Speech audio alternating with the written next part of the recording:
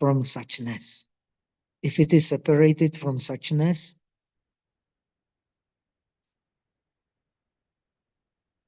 then the nirvana does not interact with us. The suchness does not interact with us. But in this tradition, precisely the suchness indeed has to interact with us. The suchness creates, interact with us. The suchness creates the, as the text says, the anashrava dharmas, the dharmas which are free from the inflow and outflow of impurities. It creates, we will see in the second chapter, it comes very soon. It is endowed with unthinkable activity, unthinkable karma. We have learned all this before. And it also creates the objects which are in harmony with suchness. This is a Pure Land. The Theravada does not mention the Pure Land. The Mahayana is a teaching of the Pure Land actively. We are all already actively living in the Pure Land, but we do not see it, because we don't see the Pure Land of our heart. So in the non-dualistic tradition, the suchness plays an active part. Suchness plays an active part in our experience. And again, the ignorance, and from ignorance come identification with illusionary thinking, and from identification with illusionary thinking comes identity with illusionary objects. So again, the ignorance is also playing an active part. Both the purity or suchness and ignorance plays the active part where in one mind. And what is a one mind? Call it Buddha nature, call it the metrics of Tathagata. We have explained, we have in Buddhism, we have actually three theories of dependent origination which complement each other. We have dependent origination based on karma. We have dependent origination based on the mind dwelling in the world, which we are, the non-Buddhas, that is the alaya. When we transform this alaya into the wisdom of the great mirror, then all minds become one mind. The divisions of the mind, alaya, manas, vijnana, they are just like all the divisions. They are just skillful means. In reality, we have learned in the beginning, there is only one mind. The alaya, the manas, the vijnanas, all these divisions, they are to lead us only to the one mind. And the one mind, this is a base for all the phenomena. This is a base for all the phenomena. It creates all the phenomena actively.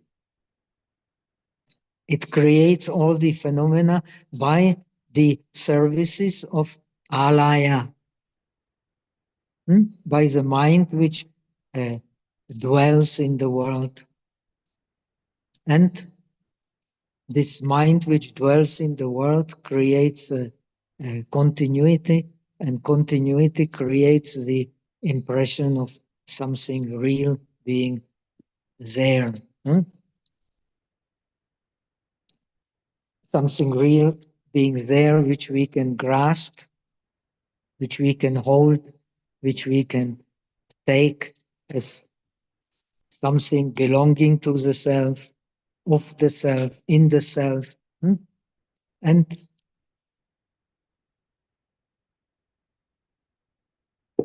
this is a source of confusion.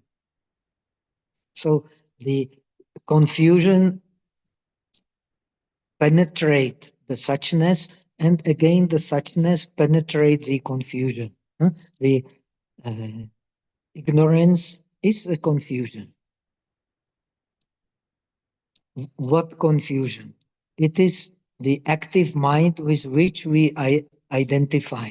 But the nature of mind is not creating karma, and on the base of karma, the duality, the seer and the seen, the nature of the consciousness, which is suchness, it is empty of any form, but yet it is connected to all forms. If it is not connected to all forms, then how can it be connected to us which have a form?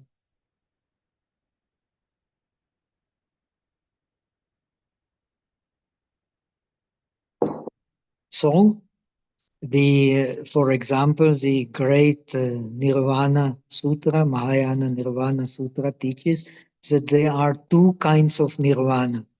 The nirvana of the disciples, which is without form, and the nirvana of the bodhisattvas, which is with form. The nirvana can create forms, and the forms, again, they can influence the nirvana, the suchness. So there is always two-way traffic. There is not the samsara, because the samsara exists only in relation to the nirvana, and nirvana can only exist in the relation to the samsara.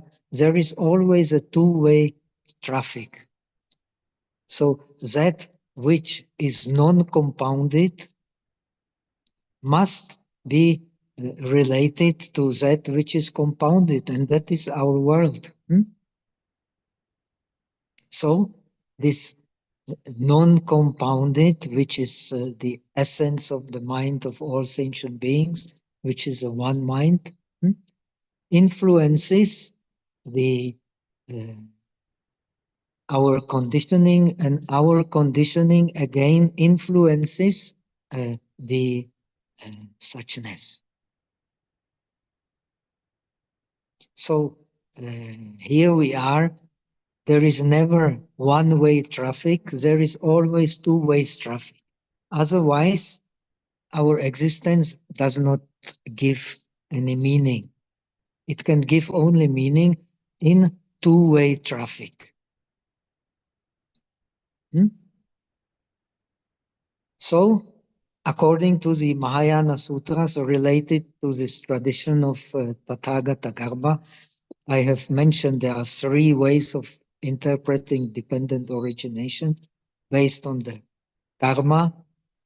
This is a traditional interpretation. The Nagarjuna has nothing against it, but the karma is of course not real. But then there is an interpretation based on the dependent origination, based on alaya, which is the impermanent consciousness. But this impermanent consciousness, its essence is a suchness. Then there is the another interpretation, the Tathagata Garbha, the Buddha nature interpretation, where actually the suchness, same like the alaya, creates reality.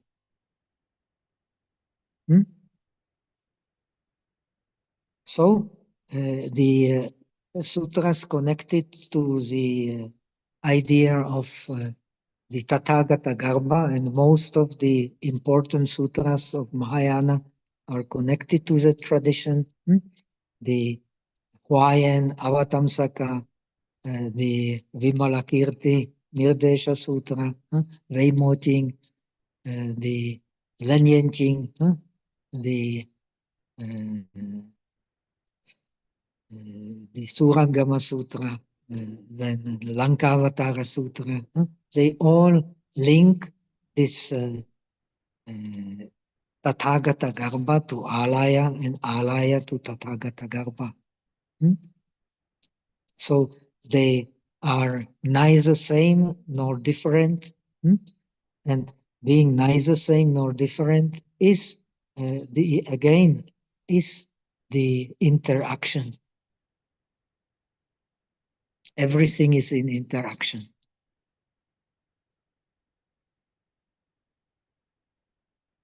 And this interaction happens on the base of this one mind.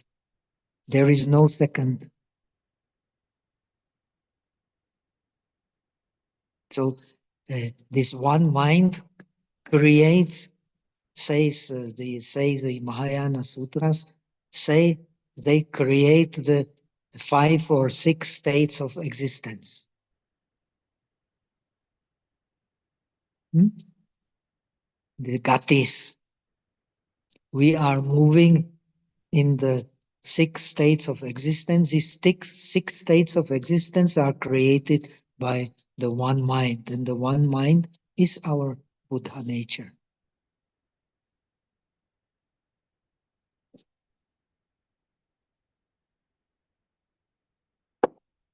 And the Buddha nature is true because you cannot grasp it. If you grasp it, it is not there.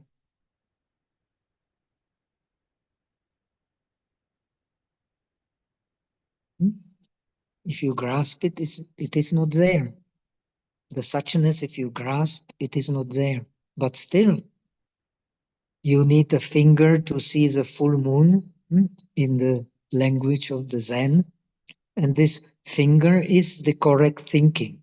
So we have learned, in order to understand the Tathagata Garbha, the one mind, which is the base for our experience,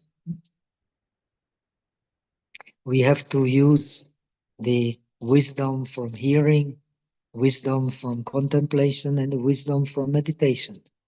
By wisdom from hearing and wisdom from contemplation, we understand that the thinking as such does not have any real substance. If the thinking had any real substance, then it would be separated from the true state of things. But the thinking is not separated from the true state of thing, but it is also not the same as a true state of things. So the thinking, which is based on the activity of the mind, based on the karmic mind, interact with a true mind, which does not need to move. And this interaction happens all the time. As long as ignorance is not turned into the wisdom of the one mind, which is in this tradition is a wisdom of the great mirror. When we have the wisdom of the great mirror, then all the other consciousnesses also become assistants of the great mirror. The manas become the wisdom of sameness, the mental consciousness become the wisdom of beautiful observation, and the five consciousnesses become the wisdom of accomplishing whatever is to be accomplished. So they assist the true consciousness, which is like a mirror, which is like an empty space, and which you cannot grasp. All you can grasp are the forms in that mirror, in that consciousness, which cannot be separated from the uh, the empty space and the mirror. And this is actually what we are experiencing all the time.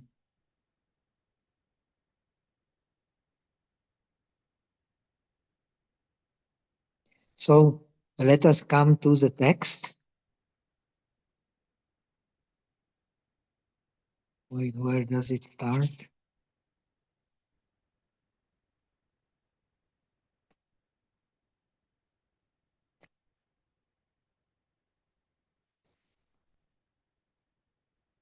Here.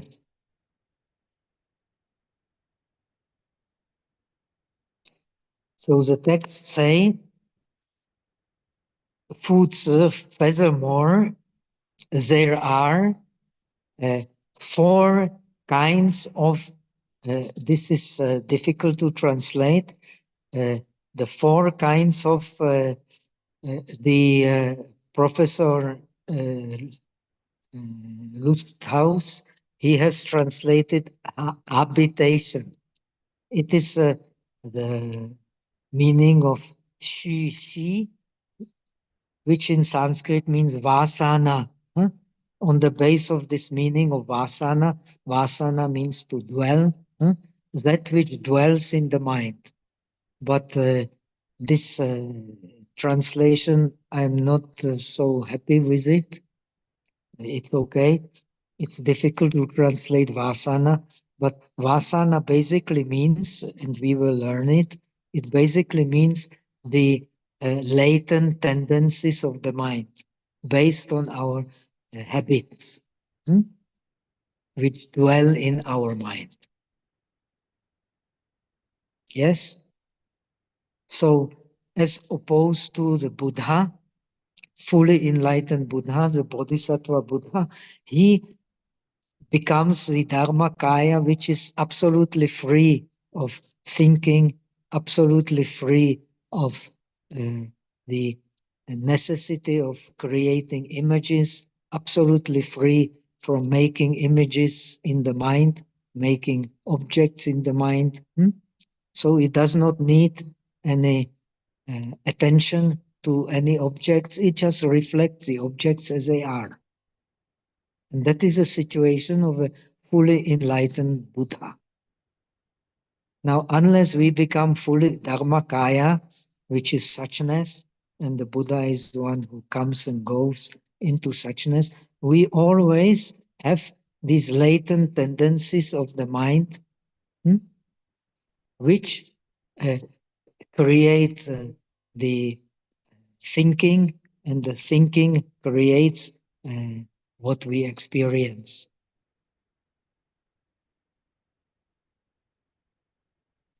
Because in Buddhism, in all traditions of the Buddhism, the world is a creation of the mind.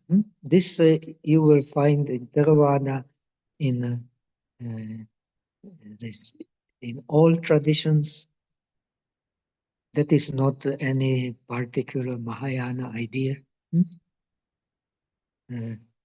So the scripture says that all the dharmas are controlled, are contained in one dharma, and this dharma is called mind, chitta. Chitena niyate loko, chitena parikasati chittasa ekadamasa, sabe dhamma vasam anvagu. The world is led by the chitta, and chitta in this tradition becomes alaya. The world is led by the alaya. It is controlled by the alaya, it is ruled by the alaya.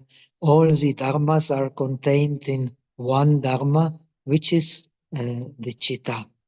So are under the rule of one dharma, which is the chitta. And this chitta here becomes alaya. We have learned from alaya arises manas, which is inseparable from alaya. We have seen these 5 kinds of manas we have learned before. So they are based in alaya, but they evolve into manas from alaya. And manas is continuity. And from continuity, we have learned before, we then differentiate the phenomena which are called vastu. Vastu means actually the base. They are the basis for our understanding of the world. Outer basis and inner basis. So we have the 12 bases, the 6 inner bases and the 6 outer bases, and they work based on the manas. And due to manas sees, according to the Yogacara, the Asangas tradition, sees the alaya as being the self.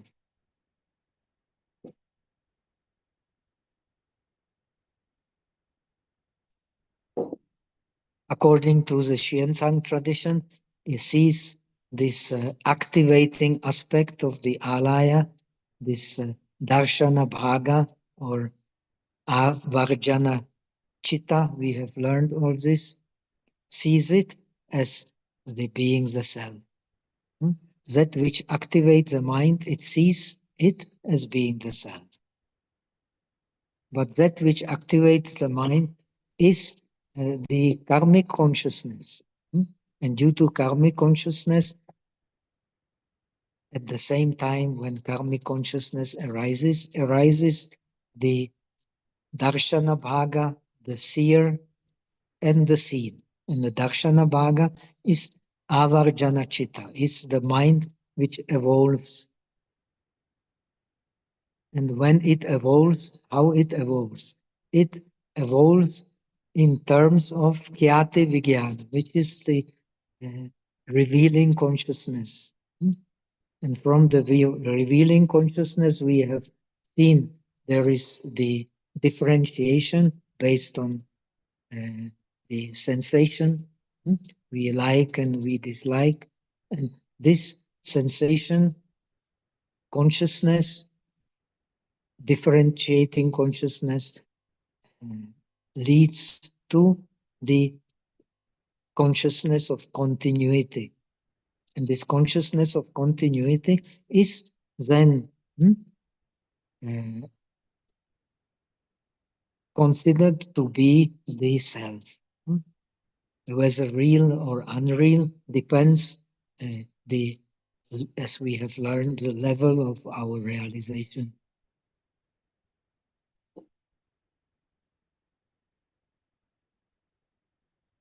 But it becomes completely unreal when we come to the beginning of the movement of the mind, the beginning of the karmic consciousness, as we have learned. And that is the suchness. And that is the only reality. There is no other reality. And that suchness is the true nature of our mind, but as opposed to the Buddha, we don't see it.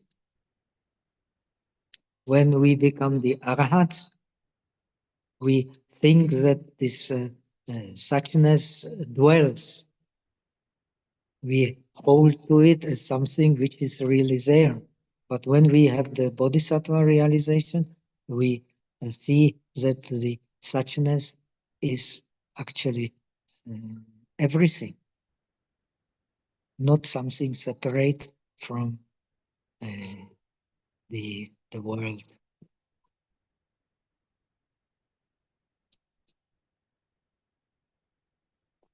So the world interacts with the suchness, and the suchness um,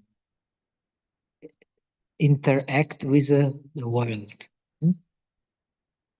So there are four kinds of latent tendencies in the mind, four kinds of, you can translate as habitations in the mind, or as the forces that permeate the mind, that make it move, or as we will see on the comparison as that which perfumes the mind. The mind has in itself has no any uh, any smell, but it is perfumed by these latent tendencies, by that which dwells in the mind, but which, strictly speaking, it makes the mind moves, but it's, strictly speaking, the nature of the mind is not moving. This moving is based on the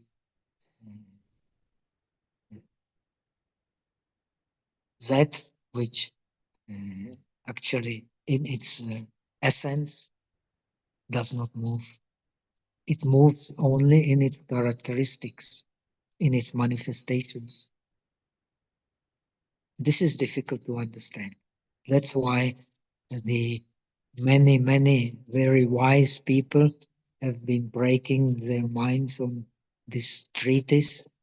Some vehemently opposing it because it is against the idea of the nirvana interacting with the samsara, which is more or less the orthodox, not orthodox idea. The suchness does not, you realize the suchness by emptying the mind. And when you empty the mind, then you realize the suchness. But here, the suchness interacts with the forms. So, as the Lankavatara Sutra, which is the base of Zen, also says that the suchness or the Buddha nature is not different from alaya, and the alaya is not different from suchness. So they have the same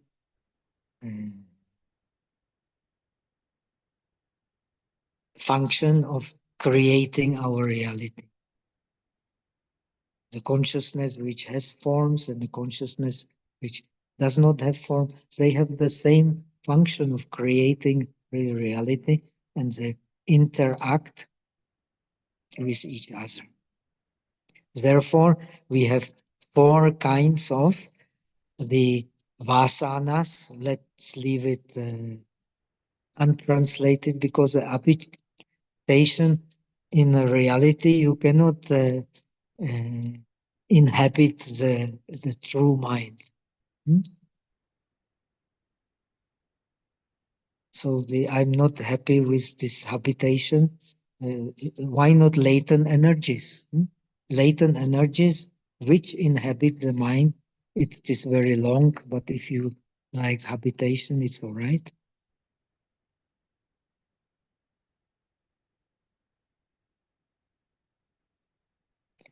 So there are four kinds of vasanas that exist between pure and defiled dharmas.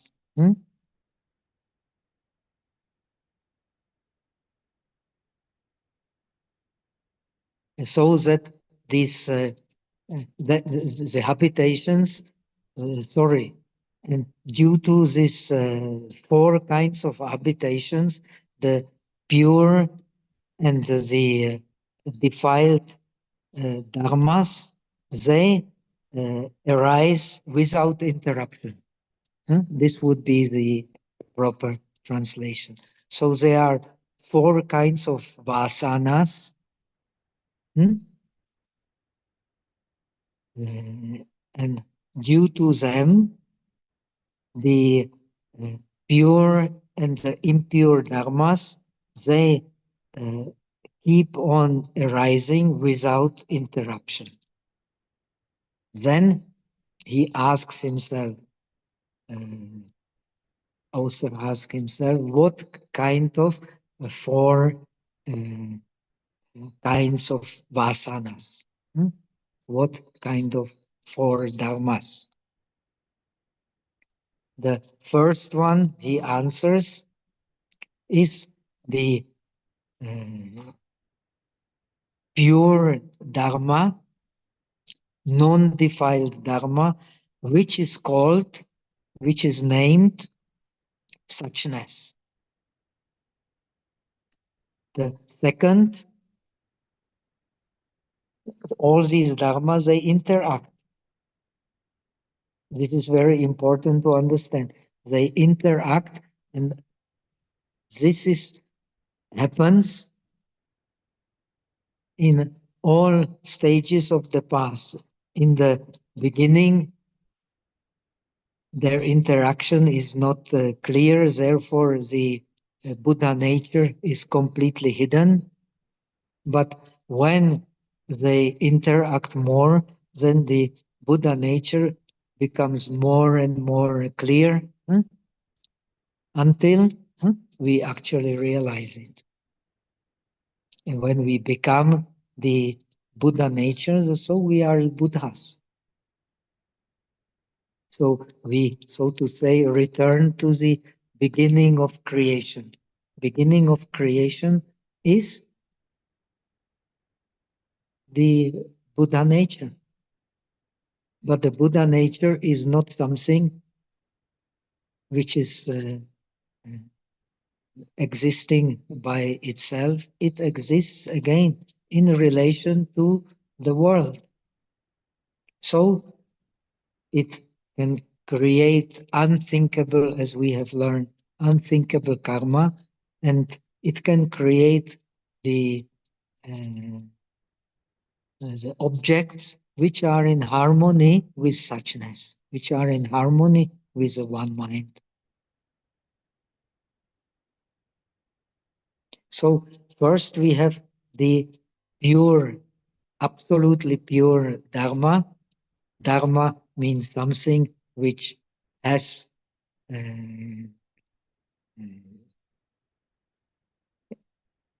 some nature, which we can understand, which we can make an object of investigation. The second one is the cause of all the impure, of course, the impure dharmas, the cause of all the impurities would be the best translation, the cause of all the impurities, which is called the avidya, lack of science, lack of awareness, lack of understanding our own nature. Because of avidya, we do not understand our own nature. So, because we don't understand our own nature, we have the perversion of seeing the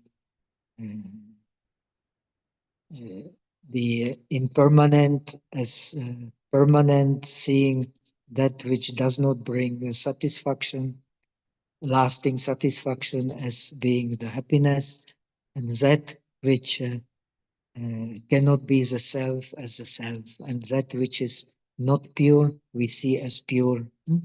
So these are the content of the ignorance, and more or less it is the same.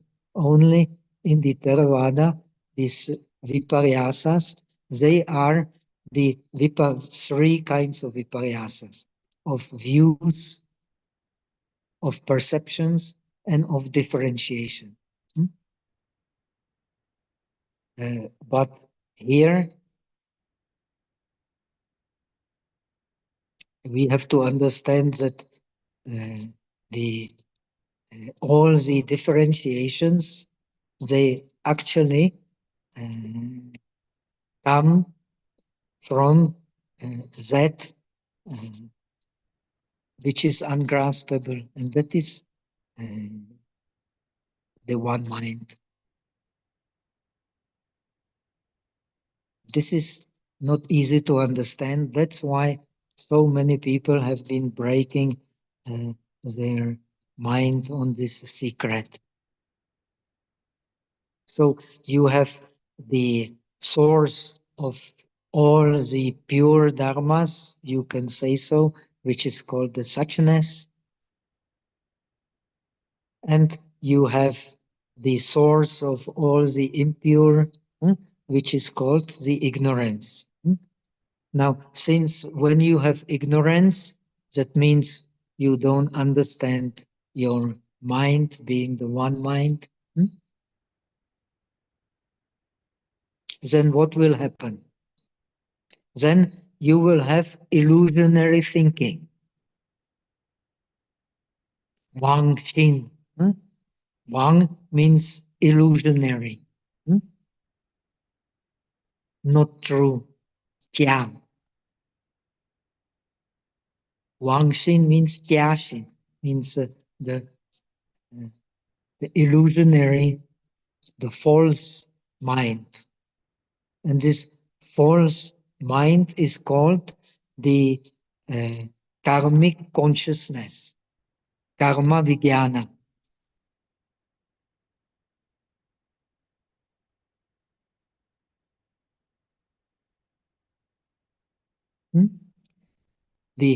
We have learned that this karma vijnana, as soon as there is ignorance, the mind becomes active and spontaneously arises. And when it arises, then it has the aspect of the seer and the aspect of the seen. This aspect of the seer is the evolving consciousness and the activating consciousness, and the aspect of the seen is the nimitta bhaga, is the consciousness which reveals the object. They come together, we have learned. But when we become the Buddhas, we come to the beginning and we completely remove the ignorance, and so our mind does not need to move. Our mind needs to move because we have not come to the beginning of the movement, to the creator of the movement, which is ignorance. Through ignorance, because we don't penetrate the ignorance, we don't penetrate that the movement of the mind is a karmic movement. And because we don't see the karmic movement, we identify with the activating consciousness and what it activates. So there is a force, a dharma, which is a result of the karmic consciousness, and it is called the the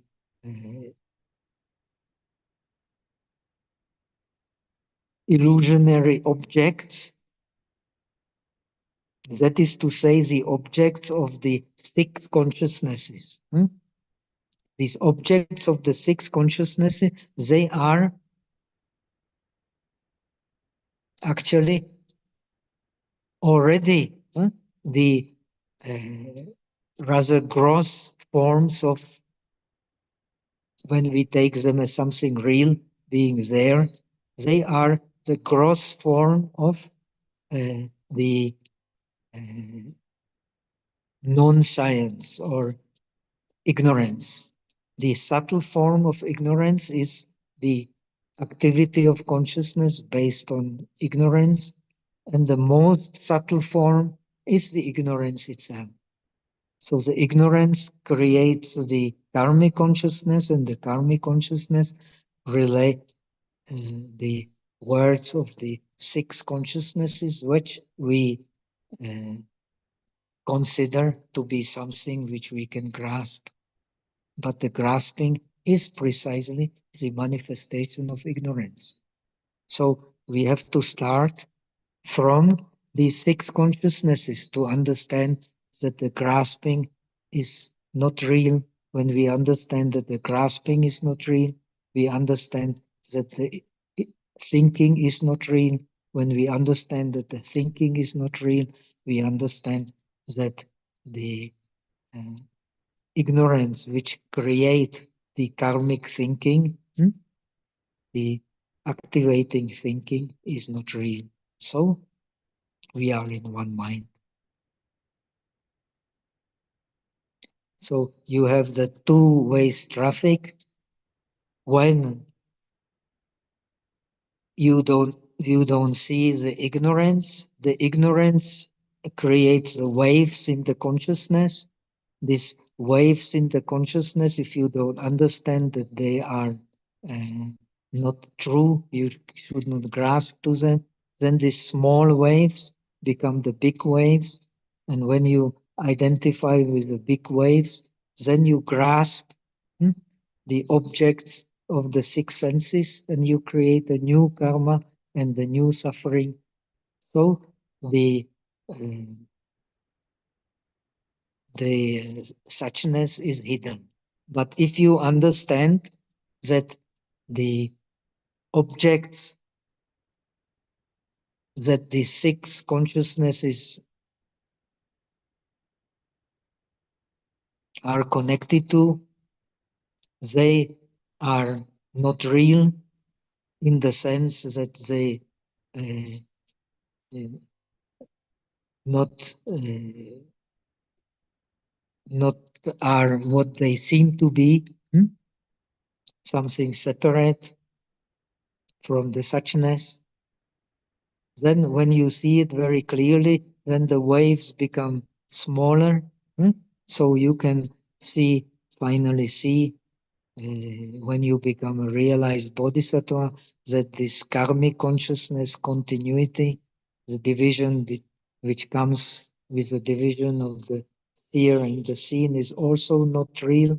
So you can go back to the beginning, which is the arising of the karmic consciousness, arising of the active mind. So the mind does not need any attention, it just reflects reality as it is.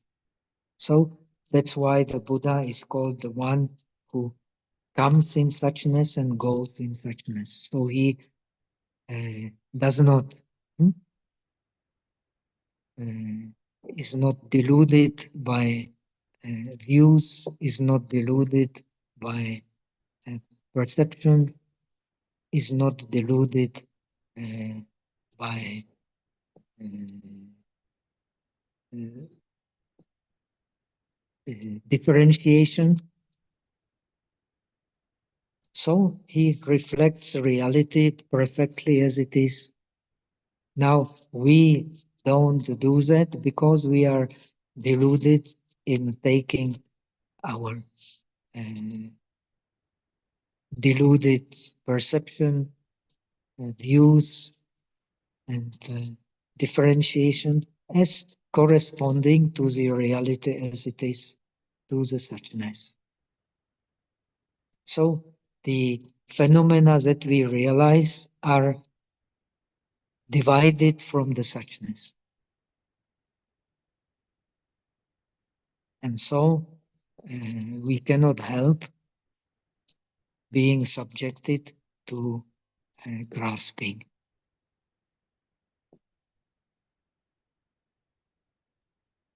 if we become enlightened, then as long as this enlightenment is not the full enlightenment, which is the realization, full realization of the Dharmakaya, then there will not be uh, powerful grasping, but there will be still latent energies of these habits. Which are we? We are just result of our habits. Even when we become arahats, these habits still have not become the Dharmakaya, which is free from habit, free from thinking, free from images. Just it is as it is. So I hope it becomes slowly clear. This is very important part now. And let us see the explanation. So we had 4 types of dharmas which interact between each other. The first one is a pure, and the other one are defiled, starting with ignorance, which is a beginning of defilement. Due to ignorance, we identify with uh, our thoughts, which are based on continuity in manas. And when we identify with our thoughts, then we identify with what the 6 senses experience as the world. And we, due to powerful desire and powerful views, we then create a new karma and new bondages, either good or bad. But still we are separated from the pure Dharma.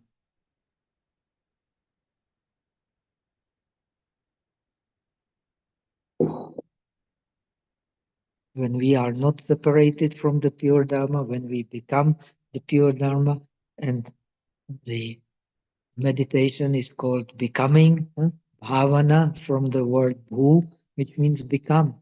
When we become the pure Dharma, we become the Buddha. And the pure Dharma here is non-dual. It is a one mind. And this one mind creates the world.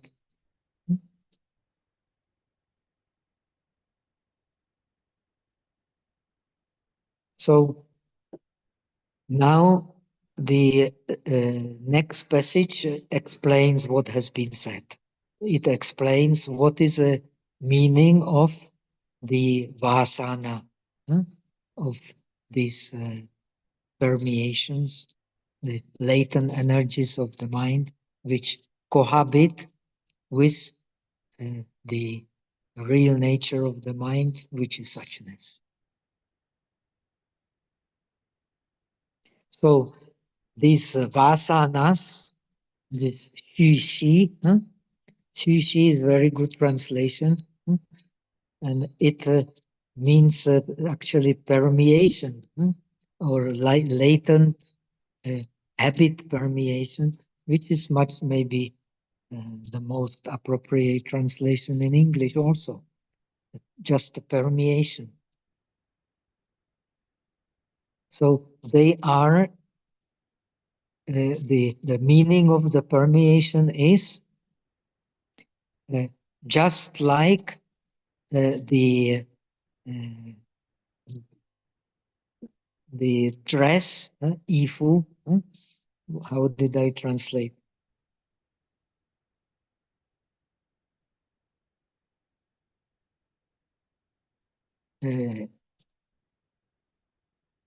Just like the clothes in the world, they don't have by their true nature, they don't have any smell.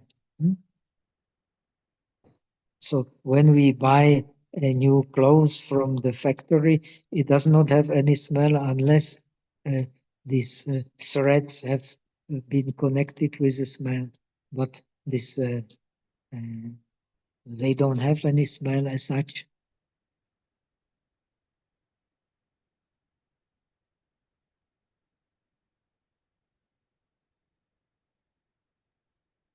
But when they are permeated with a smell, we put some fragrance on them, or we put some bad smell on them. We uh, we put the what is called this, the fragrant rose water, or we fart in the pants. Then what will happen? That the clothes will have some good or bad smell. And this is called xiang qi. This is very difficult to translate into English. It means like the uh, the uh, penetration of the uh, smell.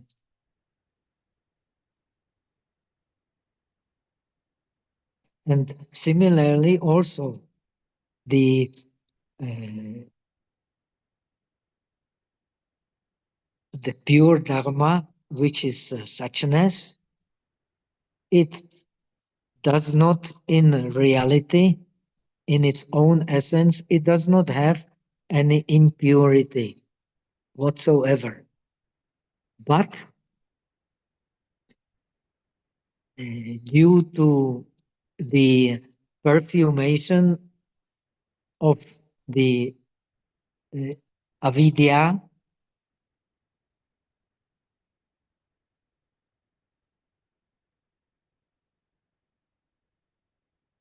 so the suchness in itself, in its own nature, it has no impurity.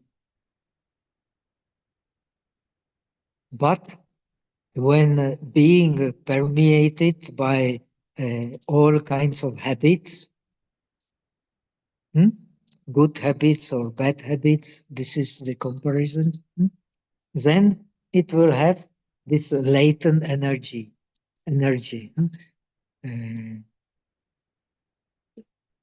The Chinese is a very good translation, the Xi Xi, or it will have the Xiang Qi.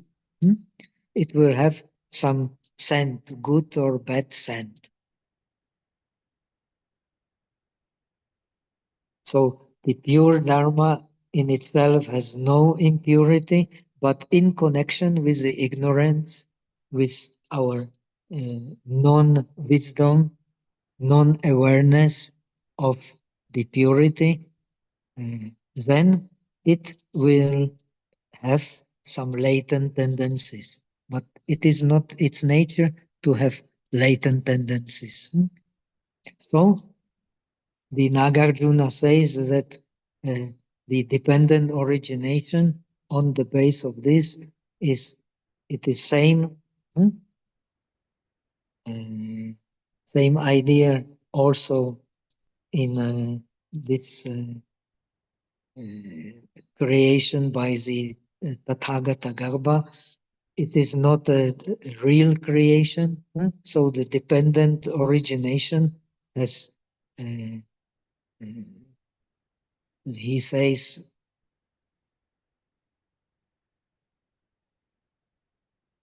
na utpanam, na nirodham, na shashvatam, na uchedam, na na na na agamam, na nirgamam, na eka artam, na nana artam, yat pratitya samutpadam, deshayam asa sambuddha tam vande vandataram varam. I Nagarjuna says the eight negations as the introduction to his concept of dependent origination. I bow to the one who has explained the dependent origination as neither arising nor ceasing, neither nihilism nor eternalism, neither coming nor going, and neither uh, oneness nor monism nor pluralism. Hmm? Very wonderful. So it means what? It means that this our experience is never, even in the deepest depths of ignorance, is never isolated from this pure Dharma. Hmm? And the more thick is the effect of the ignorance on our mind, the more distant we are from this uh, pure Dharma. So, rising of the face in Mahayana, right? We cannot see the suchness, but we start practicing by developing the faith in the suchness. First, by the six consciousnesses, which are the most obvious. So that is our logic. Our logic is based on the six consciousnesses, right? Uh, Without them, we cannot have any logic. We cannot have any nyaya. So we have to use what we have. And based on this logic, that we understand that this continuity of the mind, which is our thinking, cannot have also the any self-existent nature. And so we come back to the cause uh, of identifying with something we can grasp, and that is ignorance.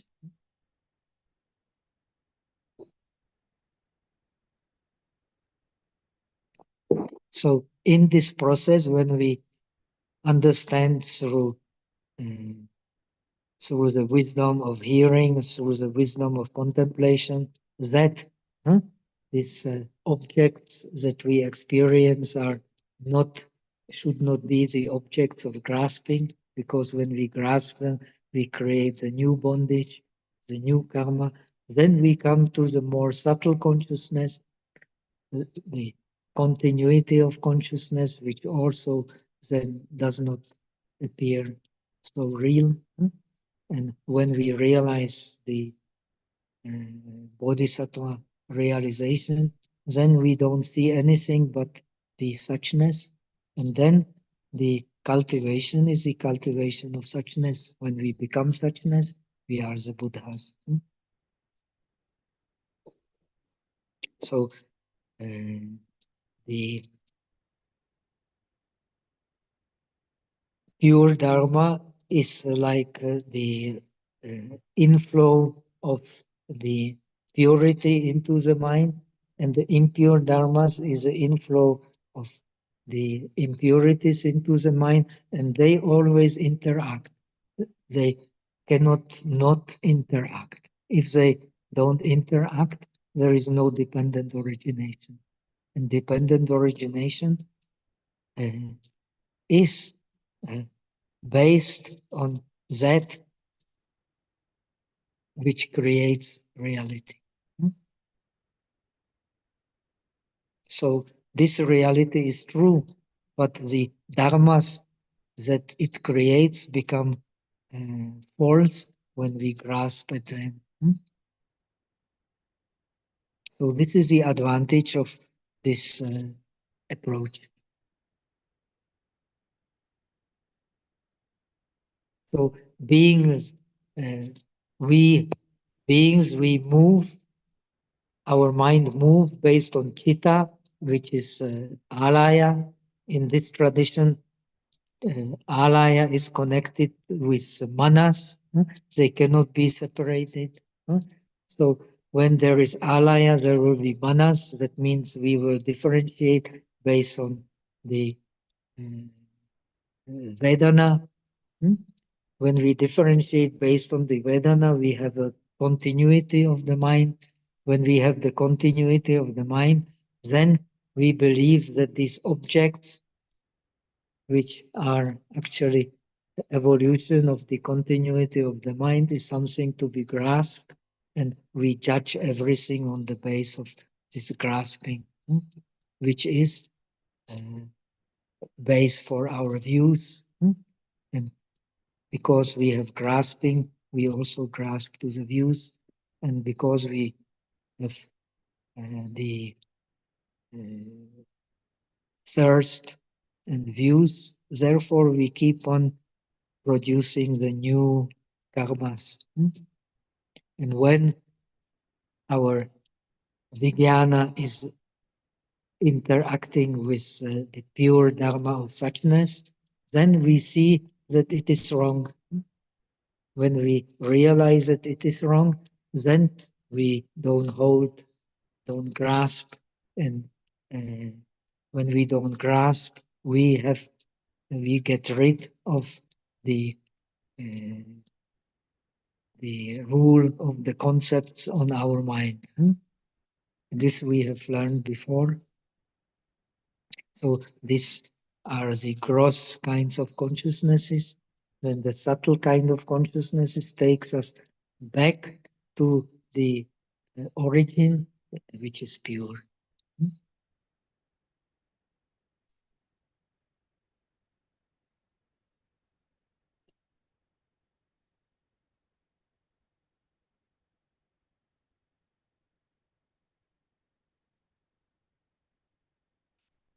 So what we are as beings is actually the chitta evolving into the manas, and manas evolving into the vijnana, and vijnana evolving into our world.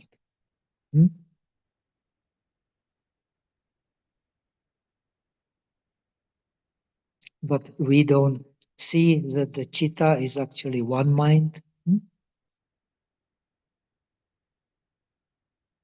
So, because we don't see it, so our alaya has two aspects, the aspect of enlightenment and aspect of non-enlightenment. These two aspects, they interact. So when the enlightenment can only exist in relation, it was explained before, to non-enlightenment. And non-enlightenment can only exist in relation to the enlightenment. So alaya can only exist in relation to Tathagata Garbha, and Tathagata Garbha exists only in relation to alaya. So our condition, our experience is always the experience of relation. But when we become the Buddhas, then this relation is like a dream. So we just reflect reality as it is.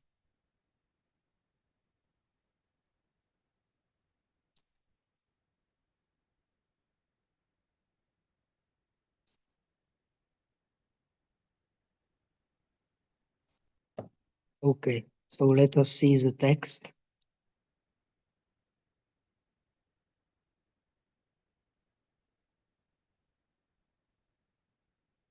So I hope we have understood that the pure and impure samsara give rise to all dharmas.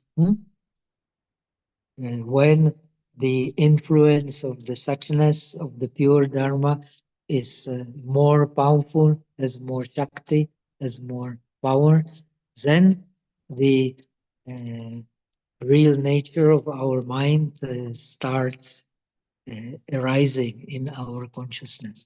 When the other side, the non-enlightened aspect of alaya has predominance, then it is hidden.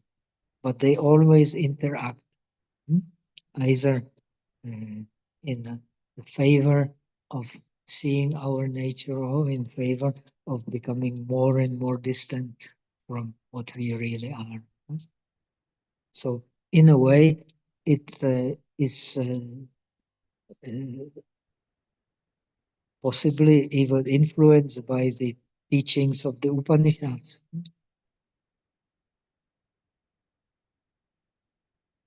The true nature of reality is neither uh, same with the purity nor different from the purity, and it's ungraspable.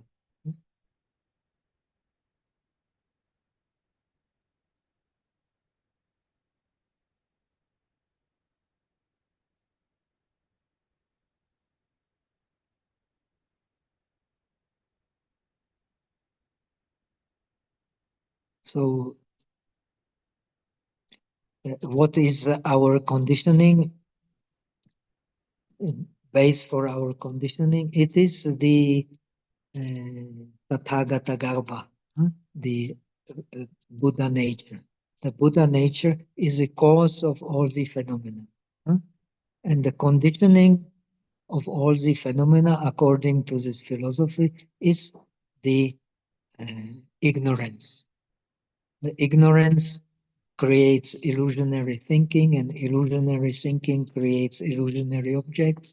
When they are illusionary objects, when we understand that they are illusionary, then we do not grasp for the outer object, so we don't create a new karma. So we understand that this continuity of the mind is not as it seems to be, connected with any self, real self, and so on.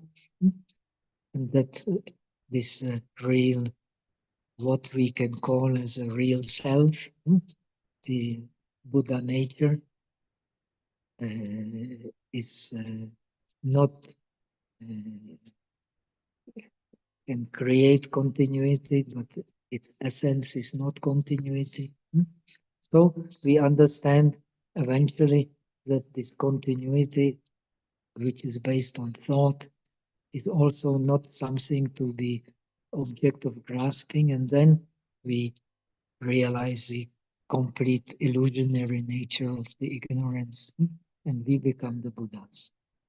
And this we can realize either by the taking the gradual way, from the logic to the logic of the dialectics of suchness, to the contemplation on the suchness, and or we can use the method of like Zen, of the sudden realization. We start with that the only true thing is suchness, and all thinking is uh, just complete illusion.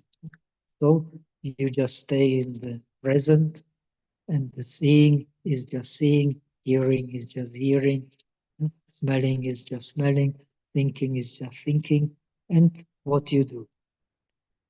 You just do according to the circumstances. When you uh, when you sweep the floor, you just sweep the floor. When you drink the tea, you just drink the tea. When you so without creating anything, you just do things. And this is a practice. From the very beginning, you don't separate yourself from your true self. Or you, at the same time, you also understand that in order to realize the true self, you have to get rid of this step by step of these latent tendencies, which still remain in the mind. And you realize them step by step by, as we have learned, reducing the useless thinking, reducing the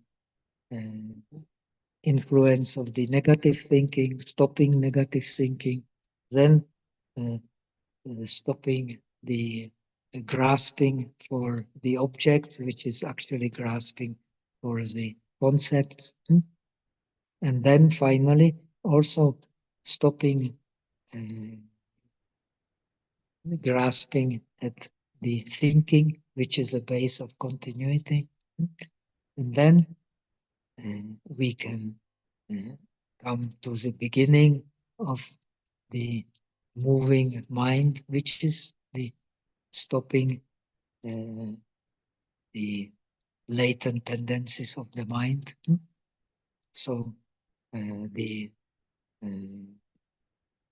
as long as these latent tendencies of the mind are there, then still the suchness is the cause and the ignorance is the conditions.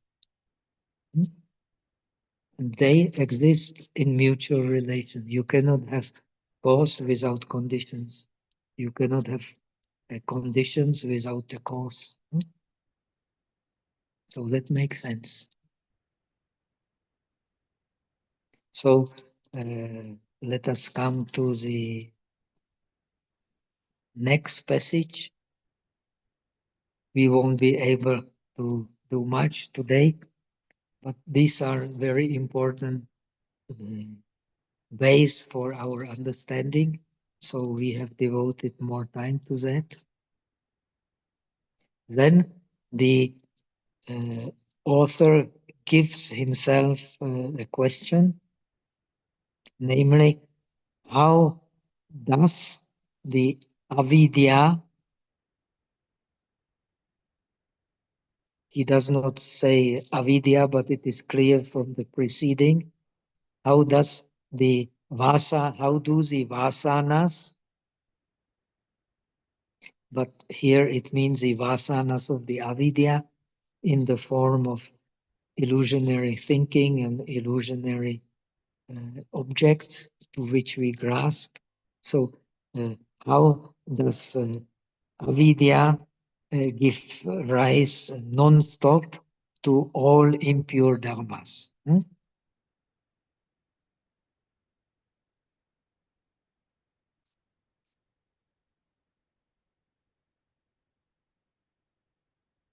So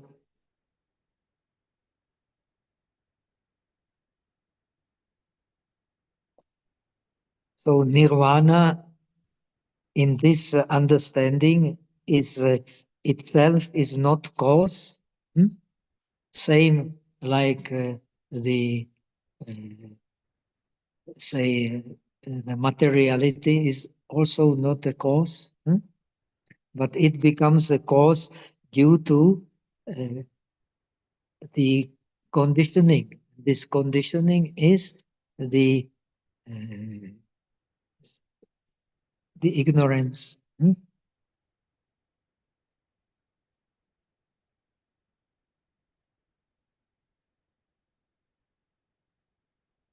And with conditioning, with the causes, the uh, pure and impure dharmas come to existence because uh,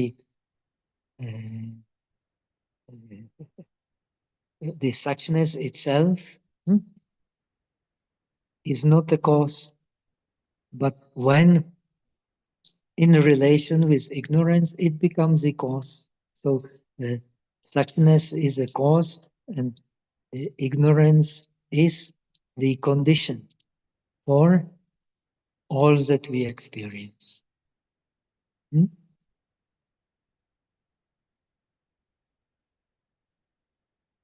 Then when we remove the ignorance, we can come back to the beginning. But we can only do it step by step by getting rid of our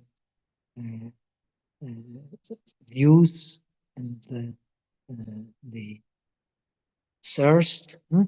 When we get rid of our views and the thirst, then we don't cling to the concepts, and we don't. When we don't cling to the concepts, we don't cling to we don't grasp. When we don't cling to the concepts and we don't grasp, we can understand this continuity is also created by the karmic consciousness. And when we go back to the source, the karmic consciousness, which is created by ignorance, we become the Buddhas. Now we are not the Buddhas, so our latent tendencies, good latent tendencies or bad latent tendencies, is our samsara. So, in other words, you have the two kinds of the vasanas or permeation of the mind by latent energies of habits. Either the primary, which is the karmic consciousness, or the secondary, which is what we have explained, the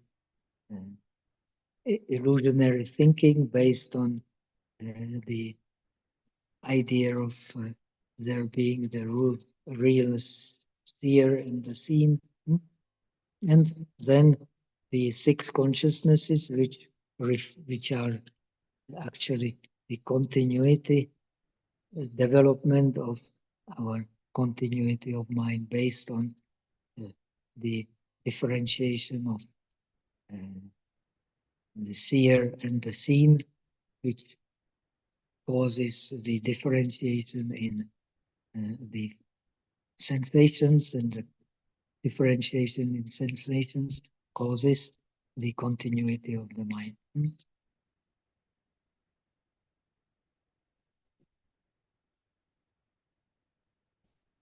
So we have primary non-knowing and the secondary non-knowing. The primary non-knowing is the karmic consciousness.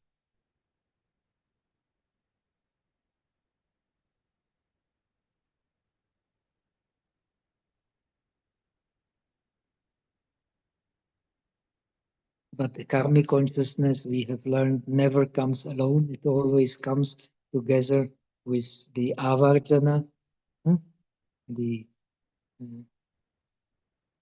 consciousness which evolves towards the object, which starts the mental process. How does a mental process start? You make the objects in the mind. That is attention. The Buddha does not need any attention. He just reflects things as they are. We need attention. And that is avarjana citta. That is and the mental process starts with attention. And attention means literally manasikara, making object in the mind. When you make the object in the mind, then the Khyati Vijnana, the revealing consciousness, will reveal something there. Then when there is something there revealed, then you will receive it. Reception of the object is Vedana, is the sensation. And when you have the sensation, you differentiate, I like it, I don't like it, this is pleasant, this is unpleasant. When you differentiate, you have a continuity, right? And when you have a continuity, you have the individual consciousness, manas, or organ of thinking. And based on this manas, we then differentiate the six objects. The mental object of mental consciousness, and based on mental consciousness, the objects of the five senses. And this is how we work. So this is what he now is going to explain, how the non knowing or avidya, non-knowing what? Here the non-knowing has a concrete meaning, the non-knowing of suchness. the non-knowing of suchness produce the impure karmas non-stop. The non-knowing of suchness is ignorance. The ignorance produce the karmic consciousness. The karmic consciousness come to never alone. It always come with the making object in the mind and revealing consciousness, which reveals what the active consciousness has been experiencing. And on the base of that, we then have reception of the object, which is Vedana. On the base of Vedana, we differentiate. When we differentiate, we have continuity. When we have continuity, we then discriminate in terms of our thinking. So we have the discriminative thinking. The six consciousnesses, they are kind of a discriminating thinking. So this is how the primary not knowing of the our true nature creates the secondary ignorance, which is clinging to our thought and what our thought based on continuity of the differentiating consciousness, what they manifest.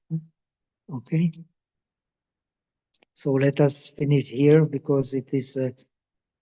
So first, he will explain how the ignorance produces non-stop all the defiled dharmas, and then he will experience how he will explain how the opposite, which is not opposite, which is only exists in relation, how the pure dharma, the suchness, produces all the pure dharmas. And this is what we are. The mixture of the two, the alaya, in which the enlightened aspect lives together with the non-enlightened aspect and influence each other mutually. So let us finish here because our time is over and dinner is waiting for us. So we will continue as usual. I hope next Saturday is what date?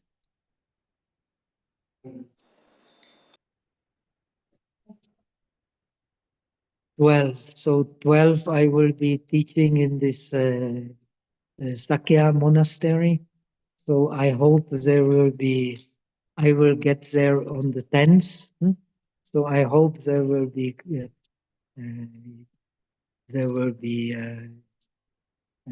internet. Should be. And if there is internet, so those people who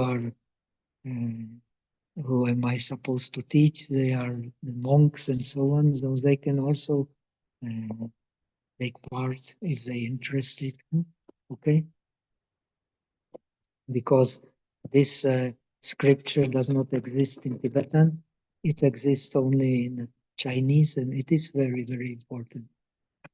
In Tibetan, there is a related scripture which exists also in Chinese, but not so popular, and that is the Uttaratantra Shastra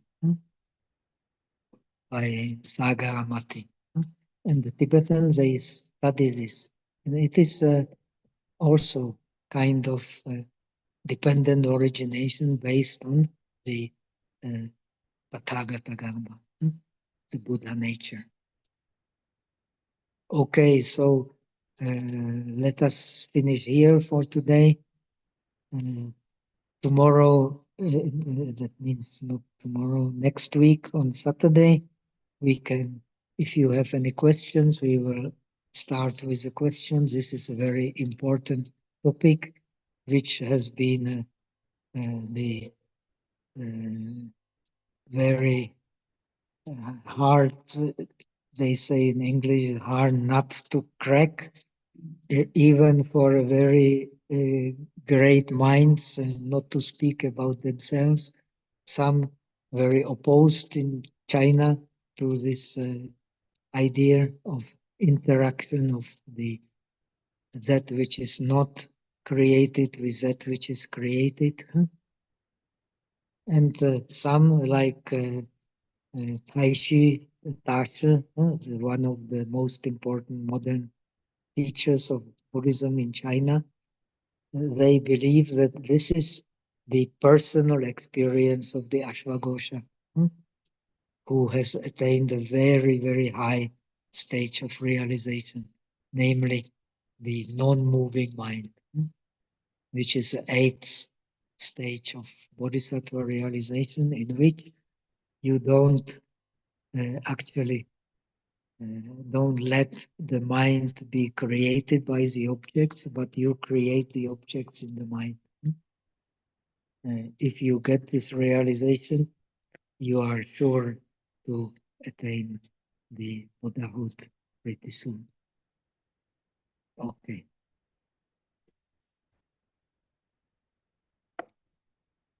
So, 愿你自贡的不计一劫，我等一众生皆恐成佛道。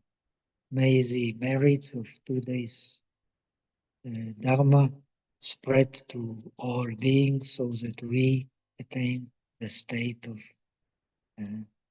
innate, in this case, perfection. Om Mito. So see you next week, unless there is something happens for some reason or other.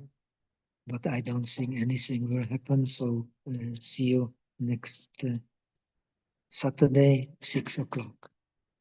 Okay. Thank you, nice Pastor. weekend. Thank you, Pastor. Thank you so much. Thank you, Pastor. Thank you, Okay. Pastor. It's pleasure. Have a nice How can we weekend. follow your teachings? Thank you very much. Okay. There is a mailing list or something that we can follow you. A list, you mean? What list? A mail, an email, or how? Because I just saw in the WhatsApp group, but I would like to follow next week. Well, there is you will get from the organizers. You will get you give your email, and you will get the notice. Like, how did you appear today? You must have rest. So Good it is karma. the same. It is the same. It is the same thing. Always the same. What it is called? The number. Link. Link. Link. It is the same link. Nothing changes. Only the date changes, but the link does not change. No. So Okay. you just press that link, and you are there. Hello. Thank you so much. Good Thank you to- so much. Okay. Take care. Bye bye. Bye. Bye, Bhante.